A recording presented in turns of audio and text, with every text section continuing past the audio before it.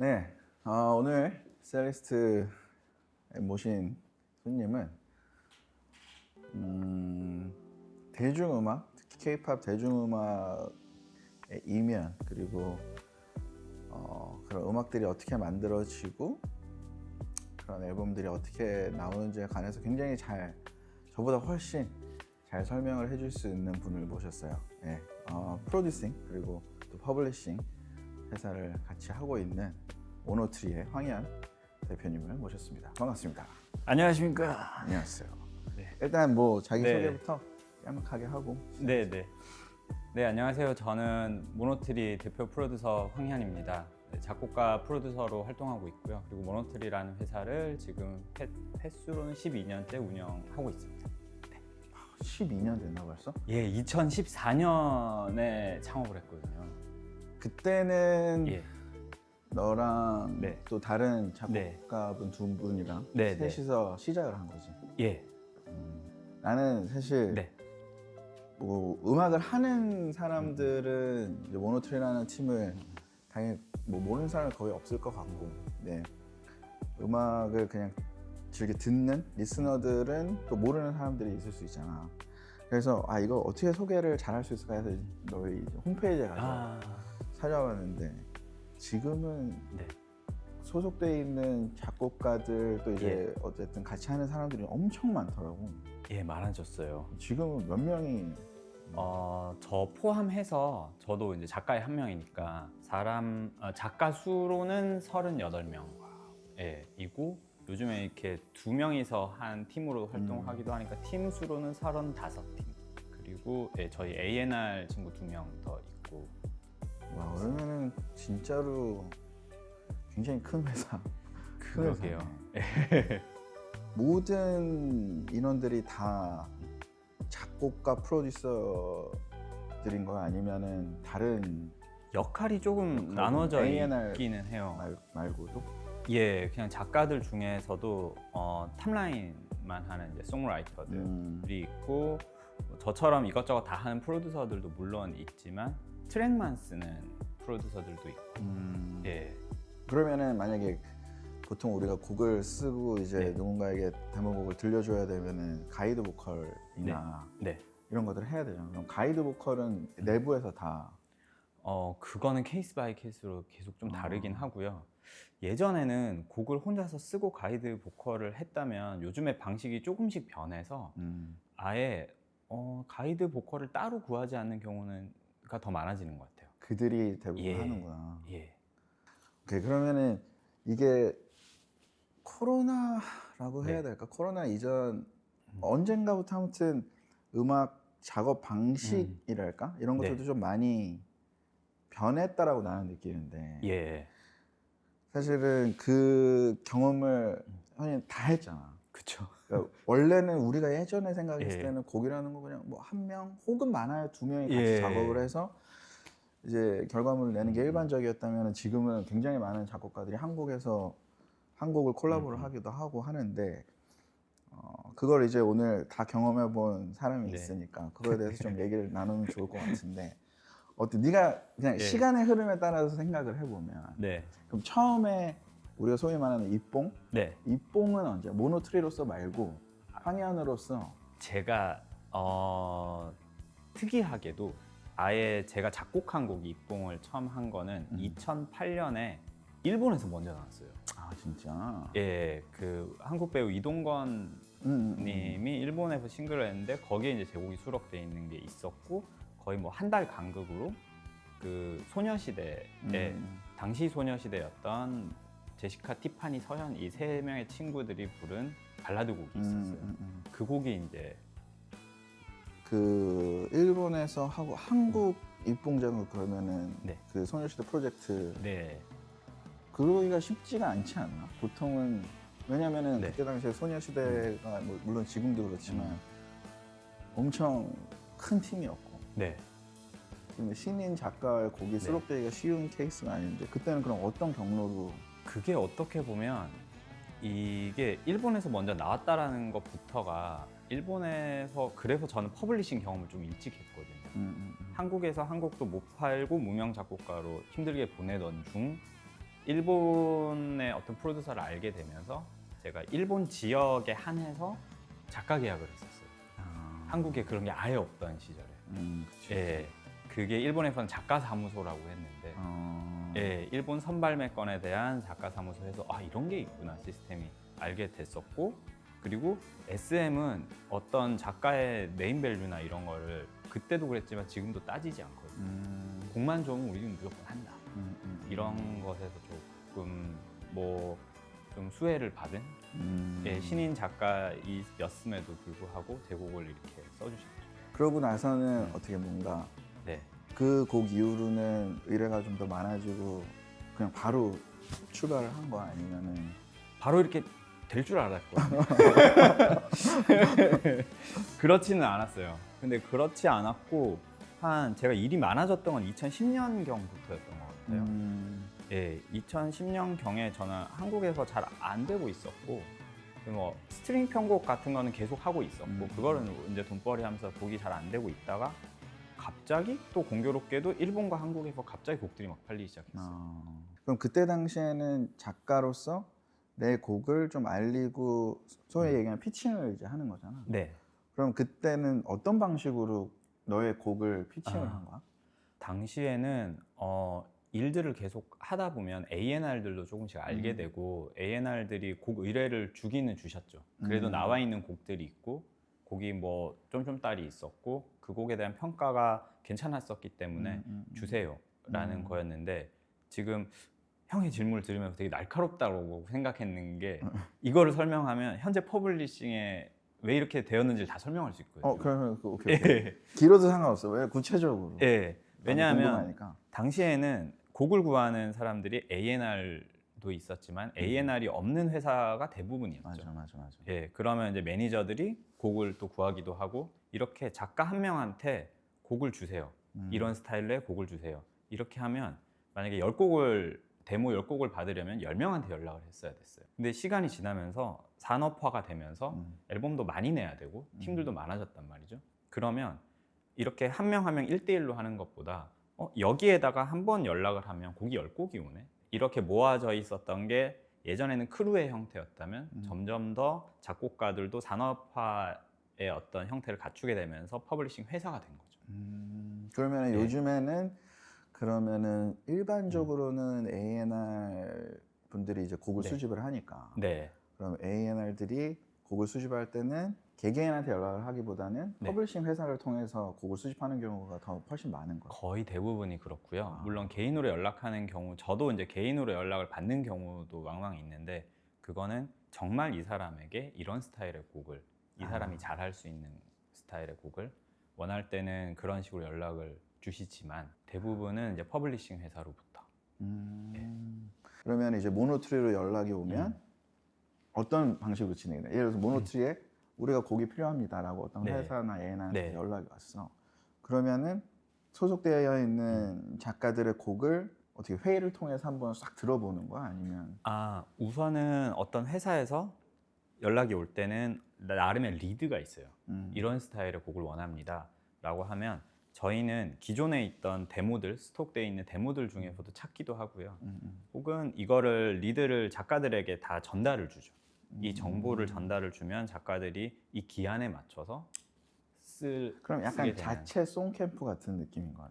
그치요. 의뢰가 들어오면은 그 스타일의 요구에 맞는 어떤 곡들을 작가들이 싹 작업을 해서 네. 그러면 네. 그걸 다 해서 그 A&R한테 일단 들려주는 거야? 네네.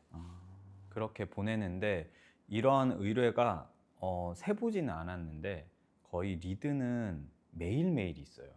월요일부터 금요일. 아 진짜? 예. 그러니까 작업해야 될 그거를 전부 다 작업을 한다는 건 사실 말이 안 되고. 예. 처음에는 어떻게 보면은 프로듀서 팀으로 시작을 했고 네. 근데 지금은 이제 프로듀싱 팀도 하지만 퍼블리싱까지 같이 네. 하고 있는 케이스인데 네. 그럼 그게 넘어가게 된 계기가 있어?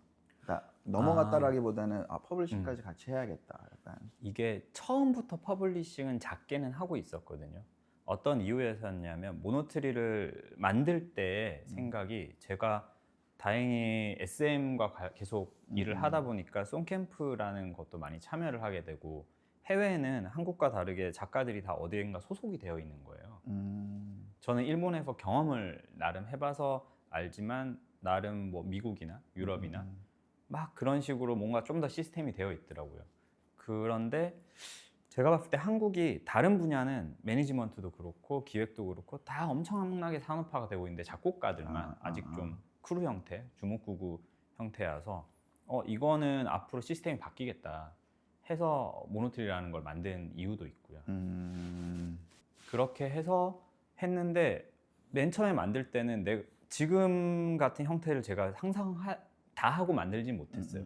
단순히 어떤 생각을 했냐면 밑에 작곡가로 계약을 우리가 작가들을 처음이니까 같이 리스크를 감내할 수 있는 되게 친했던 동생들 이렇게 해서 3명을 계약을 했는데 어떻게 하다 보니 우리가 비즈니스를 다 하게 되는 거예요. 네, 비즈니스를 다 했는데 이 친구를 곡이에요. 저는 여기에 곡을 하나도 쓰진 않았어요. 근데 이거에 대해서 정당한 피라는 건 있어야 되지 않을까? 그래서 뭔가 어쨌든 예. 비즈니스 하는데 시간도 드리는 예. 거고 공과 시간을 드리니까. 그 비즈니스에는 어떤 것도 있냐면 뭐 곡비를 조율하는 것부터 시작해서 이쪽 회사랑 대충 싸우는 경우도 있는 거고 작가들이 제일 못하는 것들. 예. 그치?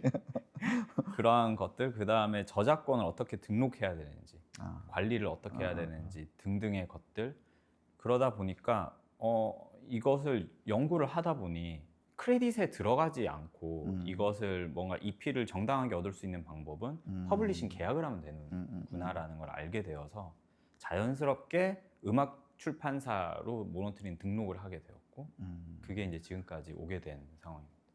어떤 것도 있었냐면 저도 단순히 한 명의 작곡가였으니까 막 이렇게 돈 얘기하는 게 너무 힘들고 예. 그리고 여기에서 예를 들면 10이라는 금액을 줬는데 여기에서는 자꾸 8이라고 깎아달라고 하고 막 맞아. 이런 게 되게 스트레스인 거예요.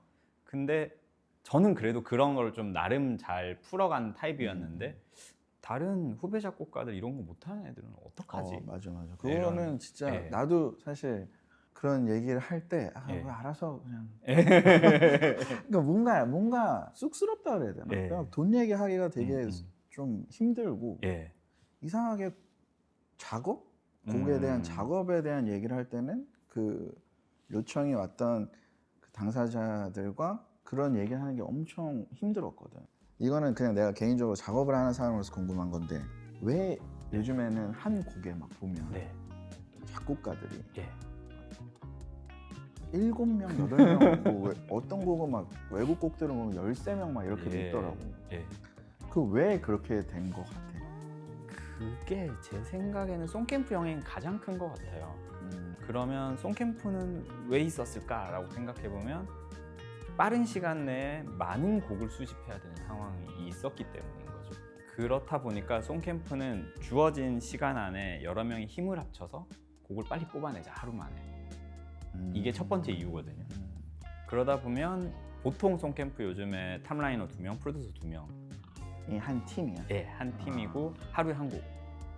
그렇게 한 월요일부터 목요일까지 보통은 캠프를 진행하거든요. 여기서 송캠프라는 게 뭔지를 모르는 분들이 꽤 많을 거거든? 예. 송캠프가 뭔지 네가 설명을 좀 해줄 수 있어? 송캠프라고 하는 거는 레이블이 주최하는 경우도 있고 퍼블리싱이 주최하는 경우도 있지만 보통 퍼블리싱이 주최하는 경우가 더 많아요. 예를 들어서 우리가 뭐 다음 달에 피칭해야 될 곡이 이만큼이 필요한 상황인데 우리가 지금 가지고 있는 스톡 데모에는 썩 어울리는 곡이 없다. 그런데 우린 많은 데모를 만들어야 된다 할 때 캠프를 빵 열어서 뭐 예를 들면 스튜디오 1번부터 10번까지 있고 작가들 모아요. 막 모아서 이렇게 구성을 막 짜는 건 거죠. 하고 이런 리드야 하고 트랙을 쓰는 한 2명의 친구, 탑라인을 잘하는 2명의 친구 이렇게 4명이 한 조를 이루어서 한 방에 들어가게 됩니다. 예, 그러면 10개 방으로 가는 거는 대단히 송캠프긴 하지만 그러면 하루에 40명이 작업을 하고 있는 거죠. 예, 그리고 하루에 10곡이 나오는 거죠. 송캠프 하루에 한 곡이야? 예. 그리고 월요일 보통 이제 풀 캠프라고 저는 표현을 하는데 월요일부터 목요일까지 세션을 하고 금요일에 리스닝 세션이라는 걸 꼭 해요. 리스닝 세션이라는 것을 해주지 않으면 작가들이 늘어질 수 있기 때문에 그렇게 세션을 일주일을 하면 우리는 40곡의 데모가 생기는 거죠. 예. 그럼 그 리스닝 세션은 참여한 뭐 예를 네. 들어서 10팀이라고 40명이라고 네. 하면 그 40명이 다 같이 모여서 듣는 거야? 아니면 모든 작가들이 참여한 작가들. 그러면 네. 이 팀이 1번 팀이 한 것도 네. 2번부터 나머지 10번도 다 듣고. 예. 진짜. 그리고 그때는 예를 들면 저희가 뭐가 있을까요? 뭐 라이즈다. SM의 라이즈랑 뭐 주요 타겟팅으로 해서 곡을 썼다 그러면 이제 시간이 된다면 A&R도 초청을 해서 듣기도 하고 그리고 이 짠 조가 계속 한 조가 4일 동안 가는 것도 아니에요. 계속 조합을 바꾸면서 그러다 보면 저는 보통 송캠프를 하면 작업을 해봤던 친구랑 하게 되는 경우보다는 아닌 경우가 훨씬 많거든요. 그러면서 서로 가장 서로의 장점을 파악을 한 다음에 예를 들어서 4명이서 작업하면 저는 힘을 25%만 쓰거든요. 각자 25%씩 장점을 내놔서 이제 100을 만드는 그런 구조입니다.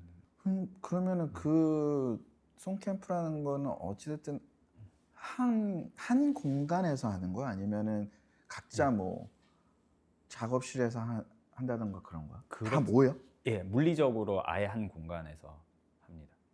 그럼 어디서? 스튜디오? 예, 스튜디오. 그렇게 방이 많은 스튜디오들이 있어?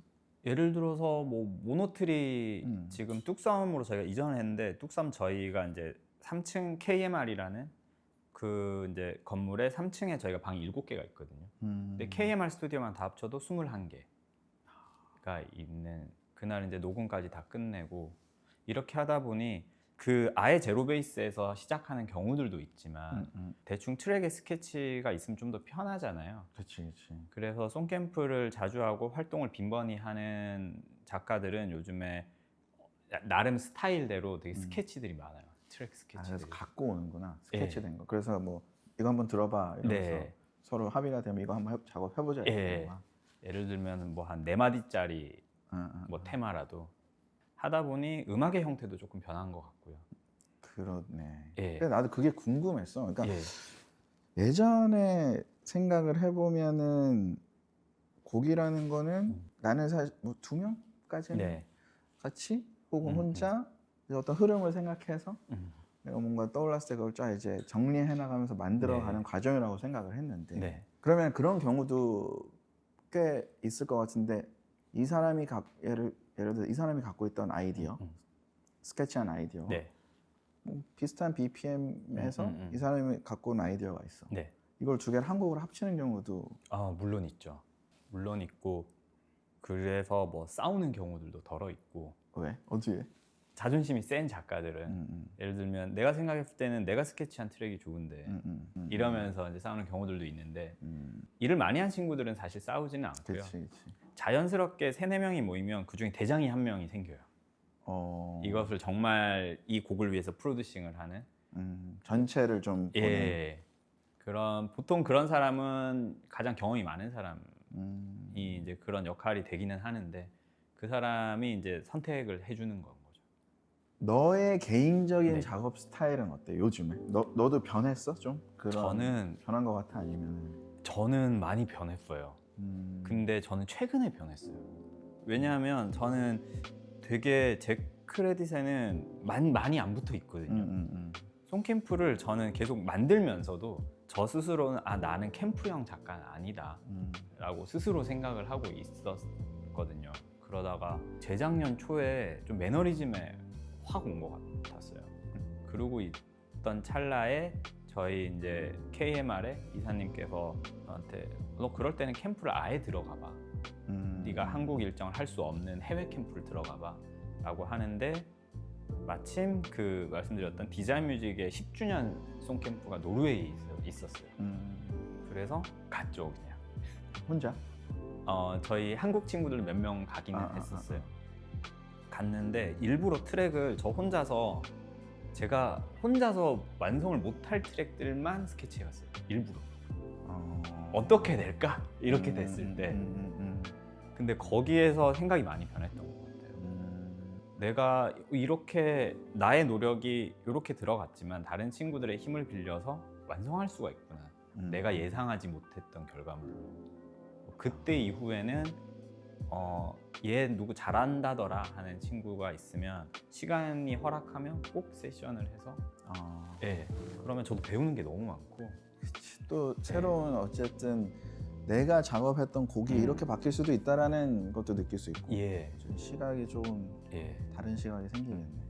그리고 특히 멜로디 같은 경우에는 저는 가는 길이 있다라고 생각을 하는데 사람마다 편한 길이 있다라고 생각을 하는데 익숙한. 예.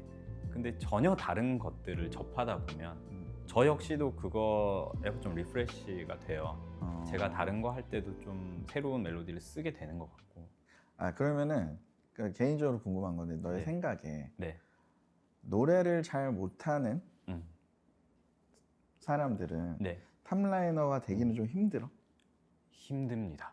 그래. 예. 그 이유가 그것 또한 음악의 변화 때문인 것 같은데 이 예전에는 멜로디를 멜로디로만 인식을 했지만 이제는 멜로디 플러스 뉘앙스가 되게 중요하다고 보이거든요. 근데 그 뉘앙스는 그 탑라이너의 것이고 그 뉘앙스까지 그 이 곡을 부를 가수에게 준다라는 식으로 저는 생각을 합니다. 그렇고 저도 이제 이래서 탑라인이 곡을 팔 때는 탑라이너의 보컬이 중요하구나 느낀 게 저도 이제 혼자서 작업하는 경우도 아직도 꽤 많으니까 이렇게 작업하고 제가 가이드를 위한 가이드를 이제 불러놓고 누굴 들려줘요. 예를 들면 저희 모노트리 A&R 친구한테 나 이번에 뭐 곡 썼어 한번 들어봐 그러면 네 뭐 그냥 이렇게 좀 뜨뜨미지근해요. 쏘쏘의 이제 반응이 오는데 그거를 저는 이제 제가 프로듀싱하는 팀 같은 경우에는 꼭 그걸 부를 가수를 가이드를 시키긴 하거든요. 네, 이렇게 가이드를 이 친구가 노래를 한 거 들려주면 곡이 너무 좋은데요. 맞아. 이걸 꼭 나도 음악을 하시는 분들이나 뭔가 음악을 업으로 삼고 싶어하는 사람들한테 꼭 해주고 싶거든. 보컬이 엄청 중요하다. 네. 내가 어렸을 때 어디서 들은 얘기인지는 잘 기억이 안 나지만 우리가 인간이라서 사람은 사람 목소리가 들어가 있는 그 어떤 음악이라도 사람 목소리가 들어가 있는 음악을 들으면 그 목소리에 먼저 꽂히게 된다. 그러니까 반응을 하고 그 목소리를 처음에 딱 듣게 된다는 거. 네. 그 다음에 다른 뭐 악기라던가 뭐 이런 맞습니다. 것들을 듣게 된다고 하더라고. 그러면은 네가 이제 우리가 쭉 경험을 해오면서 네. K-팝, K-팝 음악씬 가장 큰 변화는 뭐야? 뭐 그냥 너무 지금 글로벌하게 됐다 이거 말고 가장 큰 변화 페어해졌다? 뭔가 굉장히 공정해진 것 같아요. 그 이 판이. 어떤 의미야? 예를 들면 제가 엄청난 히트곡을 썼다고 가정을 하고 A라는 가수한테 이번 앨범에 저는 엄청난 히트곡 썼어요. 그렇다고 해서 다음 앨범에 제 곡을 써줄 거라는 확률은 없어요.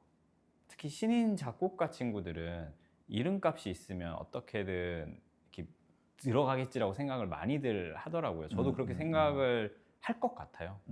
근데 막상 오래 활동해온 상황에서는 되게 페어하구나 라는 생각이 듭니다. 그럼 어떻게 보면은 그 페어하다고 하면 더 경쟁이 치열해진 걸 수도 있네. 굉장히 경쟁이 치열해졌고요. 정확한 숫자는 모르겠지만 대형 회사 같은 경우에 A&R들이 되게 힘든 게 일주일에 들어야 될 데모가 몇백 곡씩이니까 이게 비단 한국에서 오는 데모는 그 중에 되게 많은 퍼센트가 아닐 거예요. 전 세계에서 다 오고 그것을 좀 느끼는 게 저도 제 DM 혹은 모노트리 메일 이런 데서 전 세계의 작곡가들이 다 메일을 주거든요. 나는 뭐 이러이러한 사람이고 나의 뭐 사운드 클라우드가 여기 있어. 너네 들어보고 너네랑 같이 함께 할 수 있으면 좋겠어. 이러한 게 예전에는 뭐 K-팝에 거래를 많이 하던 뭐 스웨덴, 노르웨이, 미국 이런 친구들은 종종 있었는데 이제는 뭐 아르헨티나, 싱가폴 막 이런 데서 오니까 어때? 뭐 당연히 다 케이스 바이 케이스겠지만 예. 네가 개인적으로 그냥 음악은 또 사실 개인의 취향이 예. 너무너무 많이 반영이 되는 거야. 예. 너의 취향으로는 네. 이렇게 다른 각국의 음악들을 들어볼 때 네. 나는 좀 이 나라 친구들이 좀 잘하는 것 같아요 느끼는 나라가 있어? 지역이? 저는 워낙 그 태국 쪽은 예전부터 눈여겨보고 있었어요. 태국 친구들은 왜 이렇게 음악을 잘하지? 그렇지. 예. 근데 그들은 또 밴드 기반의 맞아. 문화가 많으니까 또 더운 나라들은 늘 다 연주도 잘하고 노래도 잘하고 이랬는데 최근에 그거보다 한 단계 더 나가서 느낀 게 사운드가 너무 좋은 거예요. 그렇지. 예. 이런 밴드가 어, 아니더라도. 그게 나만 느끼는 게 예. 아니구나. 그래서 이런 생각을 가지고 있던 찰나에 형도 잘 아시는 그 엔지니어 종필형 그 종필형이 동남아 인도네시아였나 인도네시아였을 거예요. 인도네시아 친구들 거를 뭐 작업을 하고 있는데 자기 너무 놀랐다는 거예요. 이제 트랙은 상향 평준화가 된 것 같다 전 세계가. 보컬의 차이밖에 없다라고 하시더라고요. 그래서 이게 저 또한 나만 느끼고 있는 게 아니구나 이런 생각을 했습니다. 근데 내가 태국 그 얘기가 나온 네. 그 들으니까 든 생각이 우리가 예전에 2019년도에 태국에 있는 어떤 스튜디오에 가서 작업을 했던 적이 있어요. 예. 그 카르마 스튜디오라고. 예. 근데 알죠. 그때 당시에 거기에 우리가 이제 메인 스튜디오는 밴드니까 메인 홀을 써야 돼서 A룸을 쓰고 있었고 프로듀서룸들이 몇 개가 있었거든. 예. 근데 그때 당시에도 독일에서 온 친구, 뭐 호주에서 온 친구들이 와서 곡 작업을 이렇게 하고 있더라고. 뭐 그래서 끝나고 한 대부분 저녁 10시쯤 되면 네. 저녁 먹고 나서 거기 풀장이 있는데 거기 자연스럽게 다 모이게 되고 예. 그래서 작업한 걸 이렇게 들려주고 그게 약간 송캠프 느낌이었던 것 같은 송캠프 리스닝 세션 같은 예. 오늘 나 이거 했어. 예. 근데 그때 당시에 거기에서 우리 녹음을 도와주던 엔지니어가 영국 친구가 있었는데 되게 젊은 친구였거든. 네. 그리고 그렇게 뛰어나다라는 생각은 그때 당시에 못했는데 재작년부터인가 보니까는 태국에서 스트리밍 그 친구가 믹스한 네. 음원들이 스트리밍이 뭐 몇 억, 몇십억 수, 그러니까 1등 노래를 걔가 다 하고 있는 거야. 근데 네. 아니 사운드가 너무 좋은 거야. 그래서 어떻게 이렇게 사람이 5년 만에 물론 뭐 5년이면 길다면 길 수 있는 시간인데 이렇게 발전을 했지? 근데 너무 좋아. 네. 태국. 그래서 잘 모르는 사람들은 막 태국 음악이라고 하면 왠지 그 좀 동남아 음악에 대한 선입견이 있을 것 예. 같은데 그게 전혀 아니잖아, 그지? 전혀 아니죠. 힙합도 너무 뛰어나고 제가 되게 좋아하던 예전부터 되게 좋아하던 밀리라는 쇼미더머니. 예. 이번에 나왔더라고요. 깜짝 놀랐어요. 예. 원래 너 좋아했던. 예, 그 친구 태국에서 거의 슈퍼스타거든요. 그럼 뭐 코첼라 이렇게 출연했었다고 예. 하면서 이슈가 되고 있긴 하던데. 예.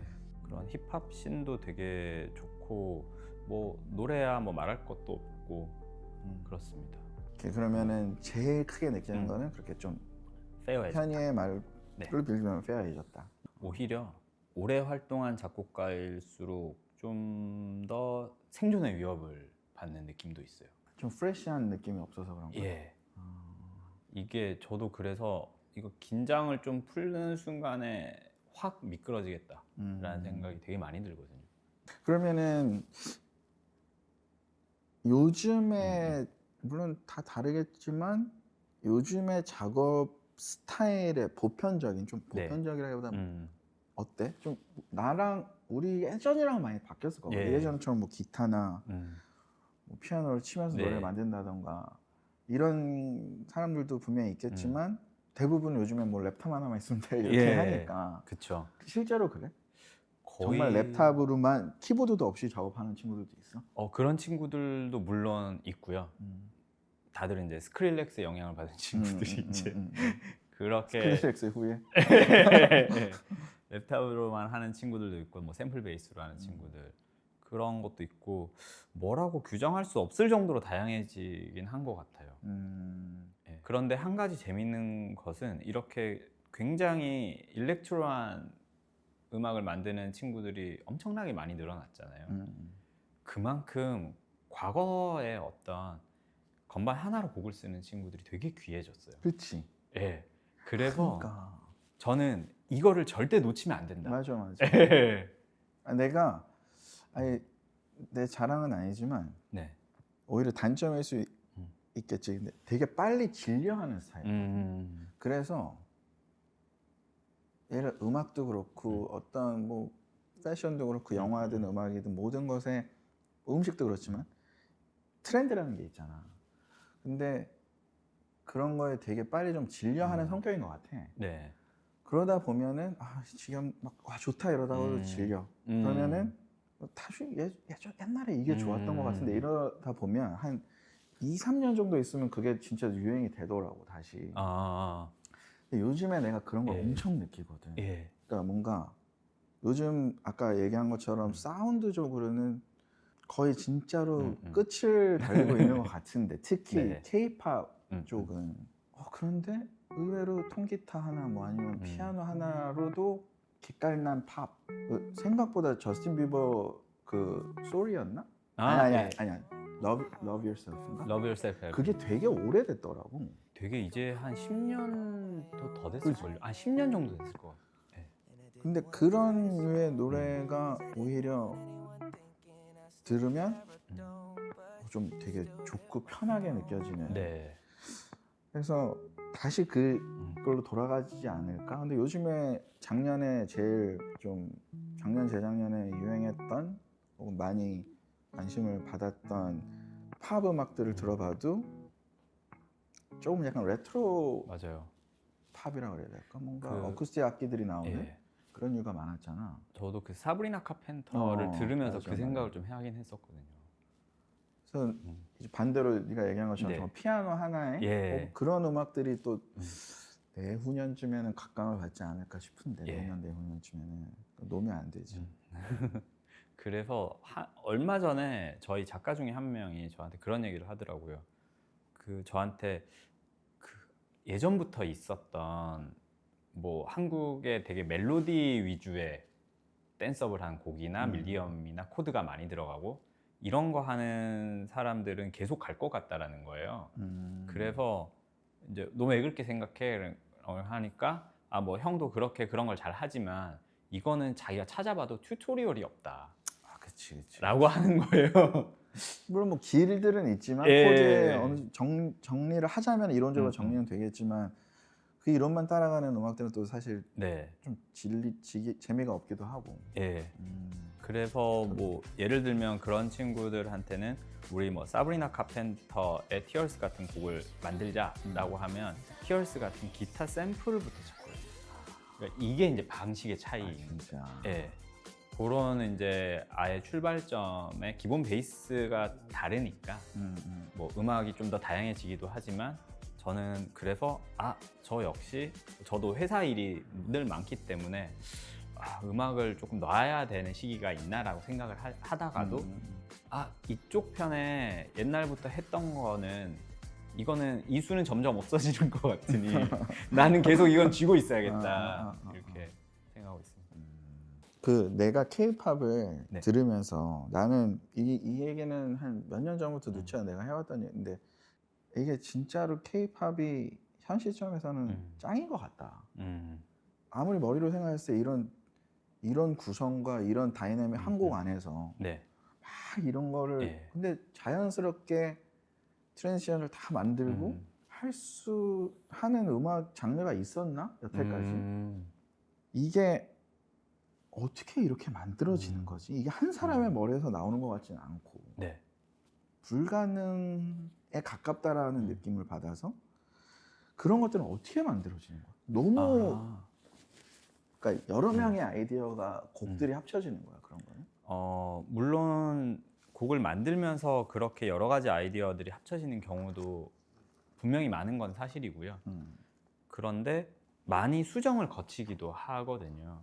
그런 수정에 대한 피드백도 받는데 이 수정도 누군가의 한 명의 아이디어는 아니라 회사의 뭐 비주얼을 담당하는 사람의 아이디어일 수도 있는 거고 혹은 스토리텔링을 하는 사람의 아이디어일 수 있는 거고 이런 것들이 계속 그 반영을 하다 보니까 그런 형태로 가는데 저는 이거를 왜 그럴까를 저도 생각해 본 적이 있는데 그 이유인 것 같습니다. 음악이 오롯이 음악으로만 소비되는 게 K-팝이 아닌 거예요. 그렇지 이제 시각적인 것과 예, 그게 과거에는 음악이 그냥 듣는 거였다면 저는 그 다음 단계가 음악이 함께 보는 것이었는데 저는 지금은 체험하는 단계로 온 것 같거든요. 그러니까 하나의 K-팝은 무슨 음악이야라고 하면 저는 K-팝은 어트랙션이에요라고 얘기를 하고 싶거든요. 그런 식이다 보니까 그렇게 되게 자극적이고 여러 가지의 도파민의 구다리가 많은 그렇지. 예, 그렇게 변화할 수밖에 없지 않았나? 근데 반대로 네. 그러면 물론 지금 네가 이 필드에서 하고 있기 때문에 좀 어려운 대답하기 곤란한 질문일 네. 수도 있지만 이런 산업화와 이런 형식이 바뀐 작업의 형식이 바뀐 현재 네. 에서도 단점은 또 있을 것 같거든. 예전과 비교했을 때 네. 그런 단점이 있어? 네가 느끼는 이거는 좀 아, 별론 것 같은데 혹은 이거는 예전이 좀 낫던 네. 것 같은데 이런 거. 음악이 너무 인스턴트화 되고 있는 것 같아요. 네.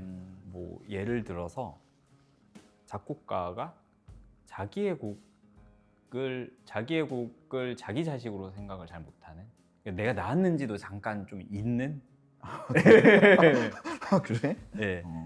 너무 많은 그거 왜? 전업 작곡가들은 뭐 트랙을 쓰는 친구로 예를 들면 트랙을 계속 쓰고 탑라이너들은 또 탑라인 뭐 세션을 계속 하고 하다 보면 자기가 무슨 곡을 썼는지 까먹을 때 되게 많아요. 그래. 네. 그러다 보니까 자기 자신을 오롯이 투영하는 음악이라는 게 이들이 자기 앨범을 내지 않는 이상은 사실 없는 거죠. 그러니까 색깔들을 좀 잃고 있다.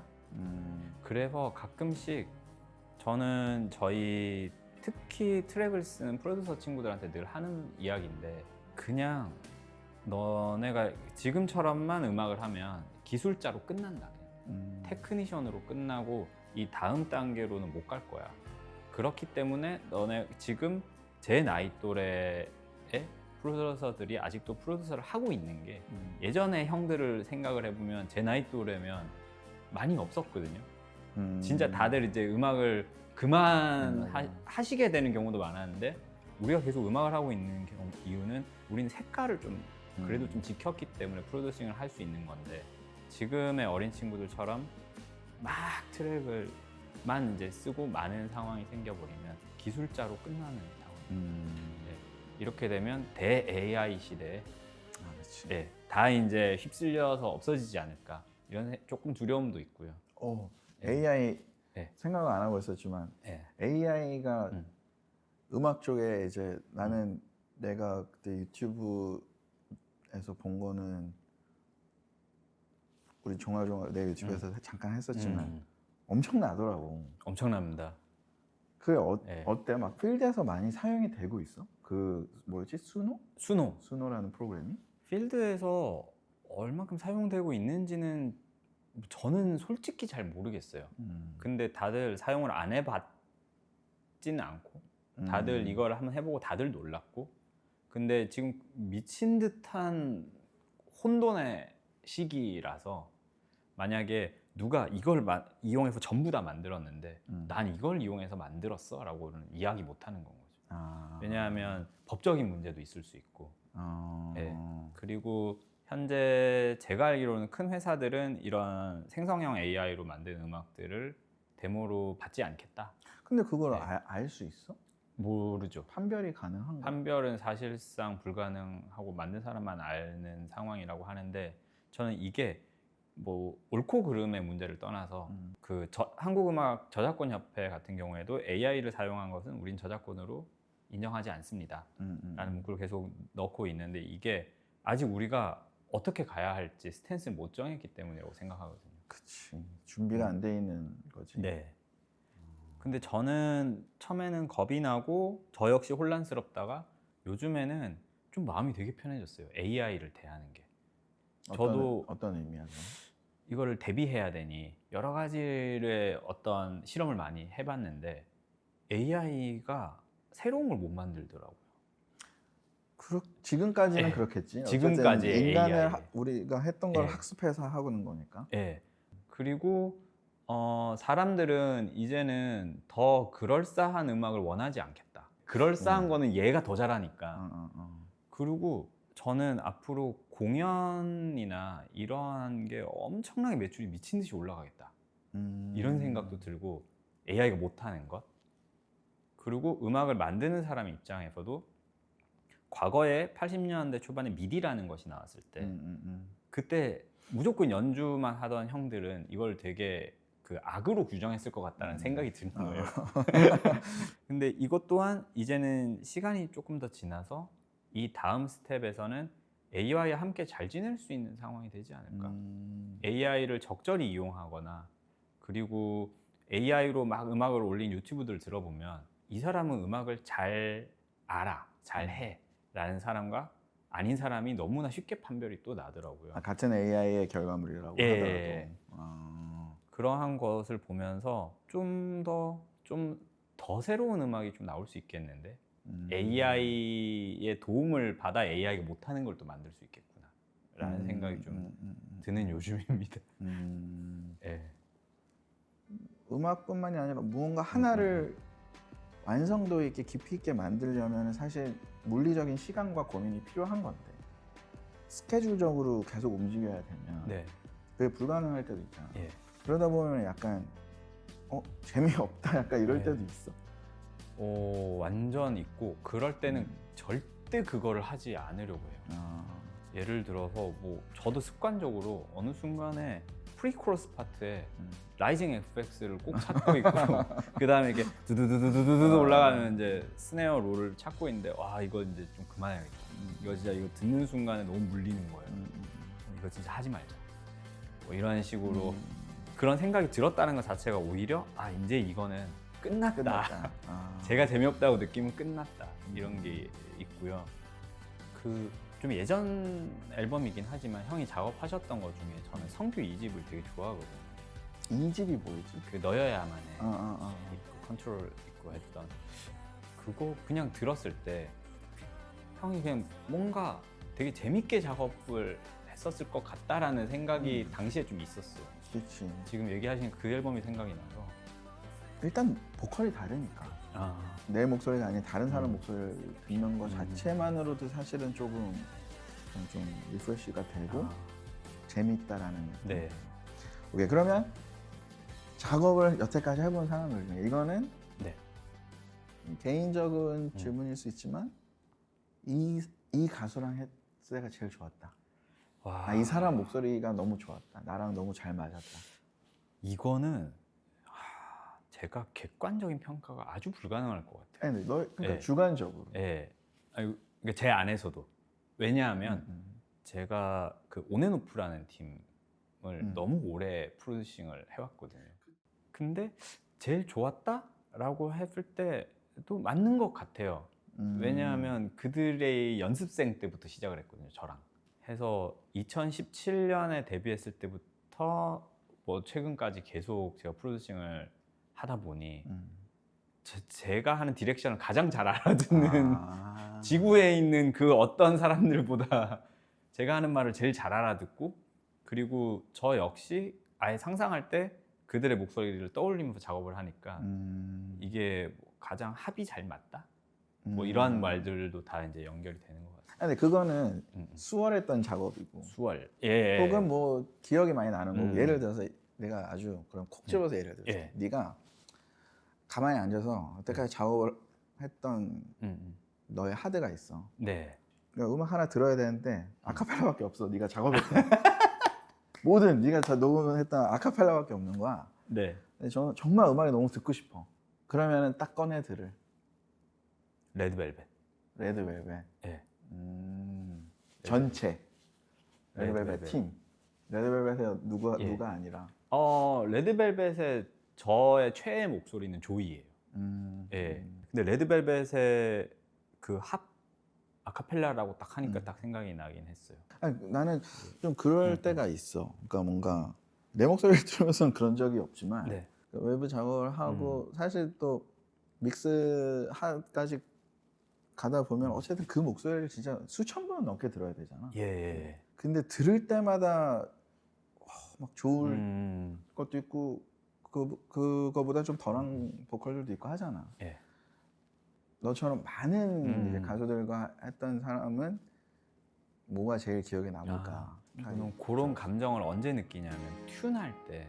그치. 아유 똑같구나. 그러니까 막 에디팅하고 정리하고 예. 보컬만 들어야 될 때. 예. 그리고 사람의 목소리 또한 가는 길이 있다고 생각을 하는데 엄청 노래를 잘하는 사람도 제가 쓴 멜로디랑 가는 길이 좀 다를 때는 좀 고통스러울 때가 맞아, 있잖아요. 맞아. 근데 뭐 레드벨벳 친구들 같은 경우에는 제가 가는 길이랑 대체적으로 비슷했어요. 이들이 가는 성대의 길이. 그러니까 제가 조금 더 행복감을 느꼈던 것 같아요. 나는 태연 목소리가 그런 느낌이었어. 그래서 네. 정말 너무 공감하는 게 네. 튠할 때 그걸 제일 예. 느껴. 약간 나는 내가 그런 얘기 그냥 장난식으로 그런 소리를 하거든. 그러니까 보컬 에디팅을 해야 될 때 녹음 다 끝나고 좀 보컬 정리하고 에디팅 할 때 내가 그 가수랑 사랑에 빠진다. 왜냐면 그 사람 목소리를 계속 들으니까. 그쵸, 그쵸. 태연 씨 거 작업을 하고는 너무 좋은 거야. 예. 그러니까 사실 뭐 할 네. 것도 별로 없었어. 튠그 뭐 맞아요. 에디팅 할 때 거의 없고 예. 근데 너무 그 감정 아까 네가 얘기했던 게 그런 느낌인 것 같아. 네. 성대의 길, 네. 그 정석, 감성의 길이 딱 맞아 떨어져서 그런지 모르겠지만 진짜 작업자한테는 그 결이 맞는 네. 보컬이 주는 행복감이 엄청나잖아. 맞습니다. 내가 듣기로는 SM 특히 여자 그 가수들이 예전에 지금은 모르겠지만 네. 네가 곡을 안 써도 보컬 디렉팅을 네. 너가 하는 걸 되게 아, 편해하고 너가 되게 잘한다고 내가 들은 기억이 예. 있거든. 요즘에 그거는 어떤 거야? 그 SM이 우리나라에서 가장 빨리 해외 곡들을 많이 사왔잖아요. 사오고 하다 보니 이거를 디렉을 누군가 해야 되는 거야, 한국 사람이. 해외 작가가 들어와서 할 수는 없고. 어차피 봐도 말이 예. 다르니까 그리고 한글 가사고. 가사가 SM 입장에서는 이거를 어떻게 보면 자기 회사 SM과 이제 경험이 좀 있는 그러니까 회사 색깔이라는 것도 있고 회사가 주는 디렉션을 잘 파악해서 가수에게 전달할 수 있는 디렉터를 찾다 보니까 당연히 일을 같이 많이 했던 작곡가를 찾게 되는 거죠. 커뮤니케이션이 일단 잘 되니까 예.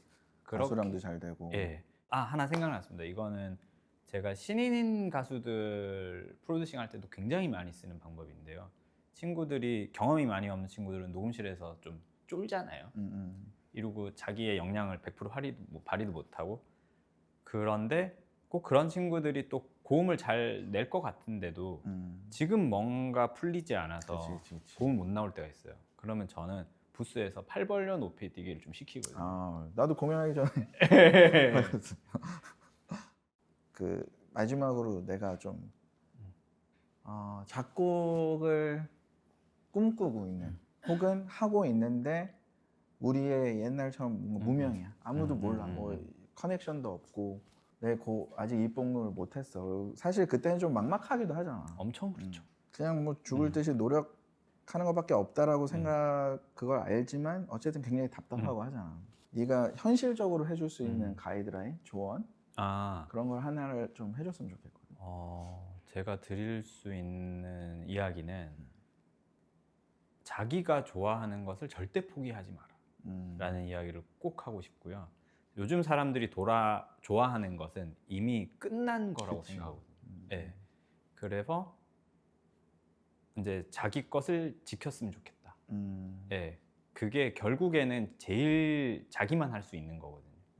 네. 근데 많은 음악을 시작하는 친구들이 자꾸 자기 자신을 자기가 좋아하는 것은 좀 안 좋다 혹은 이런 거 내가 이래서 잘 안 된다 혹은 안 먹혀. 네, 뭐 약간 안 이런. 먹혀. 그치. 그렇게 그런 생각하는 생각 것 많이 같은데 자기가 제일 잘하는 게 뭔지를 먼저 파악하고 이것을 발전시키는 게 1번일 것 같습니다. 저도 나이가 들어서 그런지 어른들 말씀이 틀린 게 없다라는 그치. 생각이 요즘 드는 게 그러니까 누가 보면 꼰대, 꼰대라고 꼰대. 할 수 있겠지만 저는 엉덩이 무거운 사람 못 이긴다라는 말이 진짜 맞는 말인 것 같아요. 이게 너무 교과서적인 얘기 네. 고맙고 하지만 정말 맞습니다, 여러분. 자기가 좋아하는 거를 그리고 자기가 좋아하고 잘하는 거를 계속해서 발전을 시켜 나가는 게 정말 나도 중요하다고 생각해. 막 이 자리에서 고백하자면 예전에 너무 춥고 배고파서 정말 춥고 배고팠어요. 작업실도 추웠고 돈은 못 벌고 막 그래서 그때가 막 2006년 2007년 막 이럴 때 뽕 미디움이 전국을 강타하고 있었거든요. 응? 뽕 미디움 소몰이 창법이. 그래서 미디움 템포. 네, 이런 걸 한번 써보자. 그게 제 인생에서 다시는 해서는 안 될 행동이었어. 왜? 그렇게 한 3개월을 살았거든요. 3개월이 3개월이 그냥 블랙홀 같은 시간이었던 것 같아요. 그래서 그게 네. 결과물로 나오긴 했어? 아니요. 결과물도 안 되고. 데모들은 나왔지만 그 누구도 좋아하지 않고 그 3개월 동안 차라리 책이라도 한 자 더 읽었으면 조금이라도 도움이 되지 않았을까 이런. 정말 이게 경험에서 우러나오는 얘기니까 예. 맞는 얘기일 거예요. 저도 너무 공감을 하고, 하지만 좋아하는 걸 열심히 한다 해서 다 또 되는 건 아닙니다, 여러분. 되길 바라면서 되게끔 그냥 최대한 열심히 노력을 하는 거지. 어쨌든 음악하는 분들 힘내시고. 자, 오늘 그러면 황현 대표가 갖고 온 추천하는 곡 5곡을 한번 예. 들어볼 텐데, 나는 사전에 이제 이거 정보가 없어서 예. 네가 음악 한곡 소개를 해주면. 예. 이게 로살리아의 사오코라는 곡인데요. 로살리아라는 가수는 저는 알게 된 게 2022년에 치킨 데리야끼라는 곡이 있었어요. 그게 엄청 저한테는 사실 이 곡보다 치킨 데리야끼가 조금 더 충격이긴 했거든요. 다 이제 스페인 가수라서 스페니쉬로 부르는데 치킨 데리야끼는 리듬에 보컬밖에 없어요. 근데 저는 이게 좀 인기도 있고 뮤직비디오 뷰스도 잘 나오고 하길래 이거는 그냥 하나의 해프닝처럼 보였는데, 그리고 나서 풀 앨범을 들었는데 이게 1번 트랙이거든요. 되게 베이스의 저 미니멀한 저 테마 하나만 가지고 끝까지 가는 역할이 무엇이었냐면 저 여자의 보컬밖에 없는 거예요. 뉘앙스.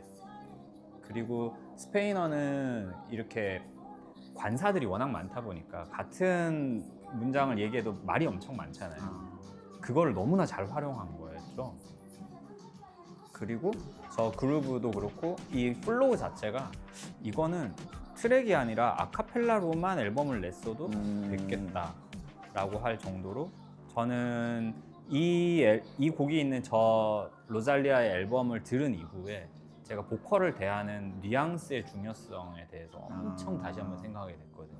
로살리아도 아까 그 사브리나 카펜터에서 잠깐 얘기했지만 로살리아도 지금 엄청나죠. 엄청난 예. 인기를 끌고 있는 뮤지션이고 가수인데, 그래서 2022년부터 한 2024년까지 제가 가장 많이 들은 앨범이 저 로살리아의 모토마미 모토맘이라는 저 곡이 되어 있는 앨범이고요. 근데 이 다음 곡으로 제가 갖고 온 게 또 로살리아예요. 한번 예. 들어보자. 예. 잠깐 조금 한 10, 20, 30초 정도 듣고 얘기를 나눌게요. 음악을.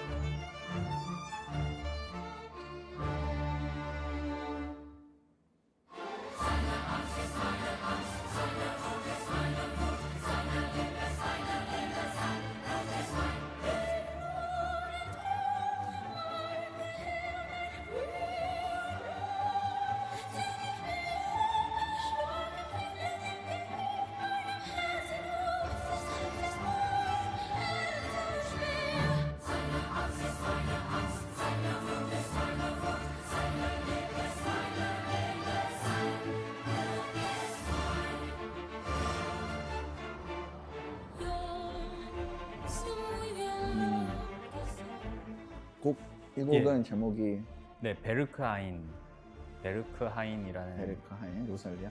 예, 로살리아의 곡이고요.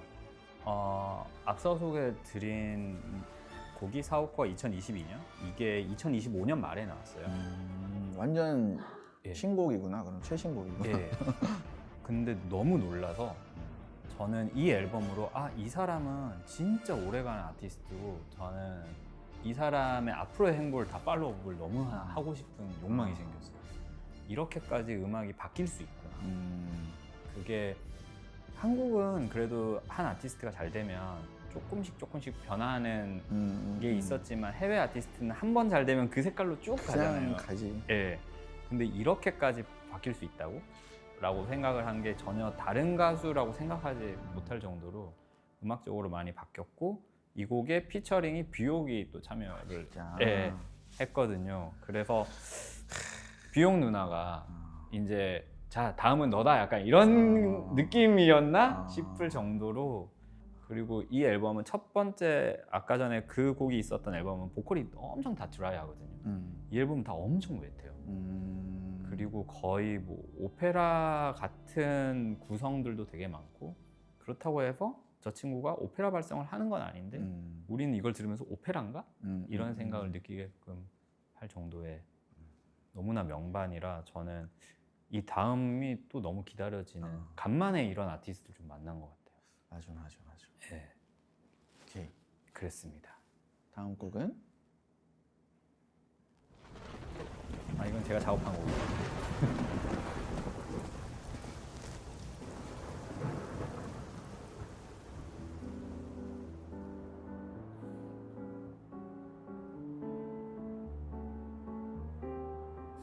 너를 떠나야 하는 건 그 사람이 아닌 바로 나란 걸 알게 된 그날부터 비가는 계속되었고 온몸이 불덩이처럼 뜨거워지는 게 무서웠어.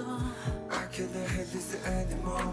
너 속에 갇힌 채로 뒷걸음질 나다가도 내 시선은 너에게로 보이면 안 되는 것이 보여. 널 원할수록 난 괴물이 될 것 같아. I don't wanna be a monster. 나를 완전히 끊어내줘. 내 가족일 것 같아도 넌 모른 척 지나쳐줘. 나를 구원하려 한다면 내가 절망을 더 느끼게. 오케이. 이 곡은 네. 이 곡은 그 오멘오프의 바이 마이 몬스터라는 곡이고요. 2024년에 나왔어요. 근데 이 곡을 제가 갖고 온 이유는 제가 최근에 작업한 것 중에 가장 좀 뭐랄까 도박 같은 곡이었거든요. 왜? 왜냐하면 2023년과 2024년을 거치면서 K-팝계가 곡이 갑자기 엄청 짧아지기 시작했어요. 그렇지. 네, 2분 30초가 되고 우리가 소위 이야기하는 야마라는 것보다는 그냥 전체적으로 쇼폼 형태로 곡이 다 이제 틱톡 스타일로 변해가고 아까 얘기했던 도파민. 예. 이렇게 가는 과정에서 다 그렇게 가니까 저는 이 친구들 프로듀싱 하는 입장에서 진짜 이것과는 아예 반대의 길을 한번 가보자. 사람들은 지금 다 이렇게 뭔가 쇼폼만 즐기고 있는 쇼폼만 즐비한 세상에 좀 서사를 원하진 않을까. 그래서 이제 한 3분 40초 정도로 떨어지는 그게 서사야? 네. 그렇게 이제 하다 보니 송폼도 길어지고 여기에 이제 제가 좋아했던 이제 라마니노프의 심포니 2번 그 악장에 있던 멜로디도 이제 넣고 막 이러면서 한번 해봤죠.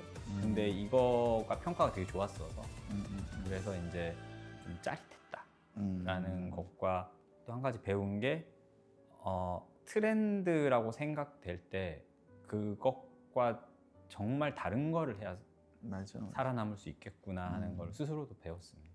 그치. 완전 레드오션 네. 이미 트렌드라고 명명되어진 것은 사실 거의 포화 상태라고 그쵸. 봐야 되니까. 네, 맞습니다. 오케이. 온앤오프의 곡이었고 예. 다음 곡은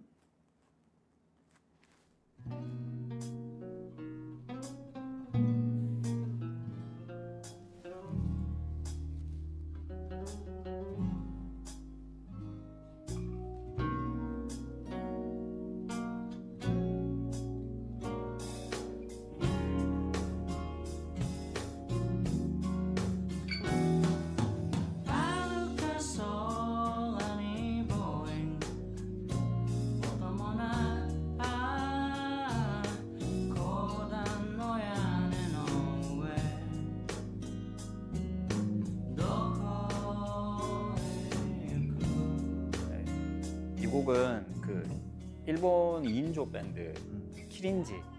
키린지. 예, 키린지의 에일리언스라는 곡인데요.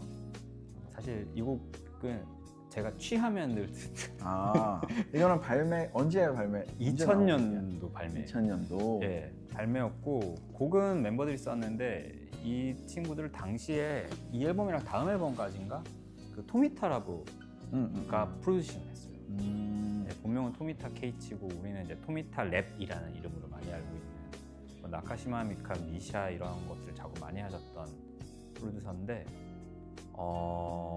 뭐랄까 이 보이싱 그 다음에 가사 이 사운드 이러한 것들이 지금 들어도 너무 세련돼서 근데 술 취하면 왜 맨날? 근데 정서가 왜? 예, 이 음악이 주는 그 뭔가 이상한 노스텔지아가 있어요. 뭔가 그 막 요즘에는 잘 없는 나트륨 등 가루등, 붉은 가루등 같은 게 막 떠오르고 그래서 그냥 이 곡을 들으면 저도 좀 차분해지고 예, 이 곡을 처음 알게 된 게 그것도 되게 좀 웃겼는데 한 20년쯤 전에 캐스커 준호 형이 저한테 뭐 얘기하다가 너 키린지 알지? 그래서 아니요 모르는데요. 에일리언 몰라? 그래서 모르는데요? 그랬더니 야 그 형들은 너 들으라고 음악을 만들었는데 왜 너는 몰라? 그래서 그런 게 있어요? 너 들으라고 만든 곡이 있어? 라고 했는데 그때부터 지금까지 듣고 있는 곡입니다. 자 그러면은 마지막 곡. 마지막 곡은 그냥 이 곡인데요. 네. 뭐 저한테 애국가 같은 곡. 이거 많은 사람들에게 그럴 것 같긴 해. 예. 그러니까 뭐 우리가 얘기하는 많은 사람들이 네. 하는 게 뭐 대한민국 국민의 80% 이런 건 아니지만 네. 그러니까 좀 음악을 하는 사람들, 음악을 좋아하는 사람들 중에는 이거 네. 애국가 같이 생각하는 사람 많을 것 같아요. 그러니까요. 왠지 모르겠어요.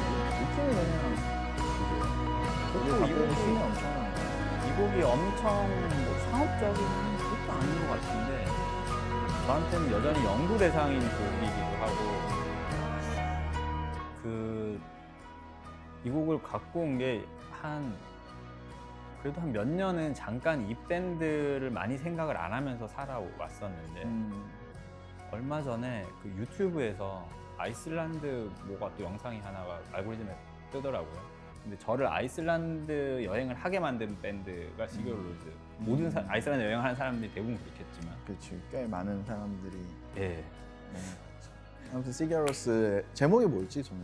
호피폴라. 호피폴라. 예. 시게로스의 호피폴라가 마지막 곡이었고 예. 이걸 봐도 황현이라는 사람의 뭔가 그게 좀 나오는 것 같아. 사실 다 너무 달라서. 아, 예. 지금 갖고 온 5곡이 뭐 로살리아가 2곡이 있긴 했지만 네. 그 2곡마저도 너무 완전 다르고 다르죠. 스타일별로 굉장히 내가 널 느껴도 좀 네. 어렸을 때도 음악 되게 다양하게 듣고 뭔가 장르에 치우치지 않는다는 네. 느낌을 막 받았는데 예. 사실 의외로 음악하는 사람들 중에 네. 그런 사람이 좀 드물어. 아, 그렇지 그런 것 않니? 같아요. 정말. 이거 보니까는 확실히 다양하게 음악을 정말 좋아하고 어떤 인생을 살아왔고 걸어가고 있는지도 약간 느껴지는 것 같은 셀리스트였던 것 같다. 아무튼 네. 뭐 오늘 짧게나마 이렇게 얘기를 나눠봤고 가능하다면은 뭐 나중에 사실 질문 반 정도 한 것 같아 나는. 아, 더 네. 궁금한 게 많아서 나중에라도 또 한번 얘기를 나눌 수 있으면 좋을 것 같고 오늘 그래도 와줘서 네. 너무 고맙고 마지막 네. 소감과 인사 한마디 부탁드리겠습니다. 형이 이렇게 나오라고 하셨을 때 내가 나가도 되는 자리인가? 이 어. 생각이 되게 많이 들었어요. 근데 아무튼 너무 감사하고요. 아니 이런 네. 얘기를 사실 이게 네. 내가 아까 얘기했듯이 질문하고 싶은 게 더 많은데 네. 이런 얘기를 이렇게 경험을 해서 얘기를 해줄 수 있는 사람들이 그렇게 많지가 않은 것 같더라고요. 요즘에 예를 들어서 뭐 네. 많은 작업을 하는 친구들이 있을 수도 있겠지만 나는 이 과정을 알고 있는 아. 사람들이 되게 중요하다고 생각해. 그리고 예. 그들이 어떤 방향으로 어떤 방식으로 앞으로 또 나아갈까가 분명히 한 10년이 지나고 나면 현재도 되게 중요하지만 그 과정을 겪어왔던 사람들이 또 미래를 어떻게 살아가는지가 굉장히 중요하다고 생각하기 때문에 그런 거를 다 직접 경험을 하고 네. 지금도 경험하고 있는 사람이 너라서 나는 네. 너무 고맙고 나와줘서. 저도 이런 말을 할 수 있는 기회, 자리 같은 게 거의 없거든요. 그래서 이 자리를 빌어서 좀 얘기하면서 제 스스로 정리되는 것도 있고, 예. 그리고 못다한 이야기가 또 필요하시면 언제든지. 아, 그럼 예. 좋죠. 오케이, 마지막